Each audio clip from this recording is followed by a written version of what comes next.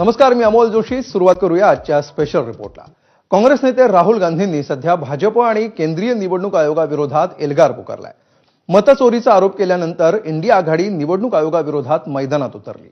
तब्बल 300 खासदारांसह राहुल गांधींनी निवडणूक आयोगाविरोधात मोर्चा काढला.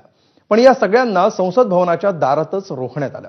त्यानंतर नेमकं काय काय घडलं, इंडिया आघाडीच्या या नेत्यांची एकी आगामी निवडणुकांमध्ये सुद्धा अशीच दिसणार का, या सगळ्याचा आढावा घेणारा हा स्पेशल रिपोर्ट. ठिकाण ठरलं होतं.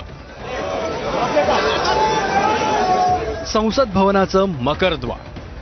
वेळही ठरली होती, सकाळी 11:30ची. आकडाही ठरला होता, 300 खासदारांचा.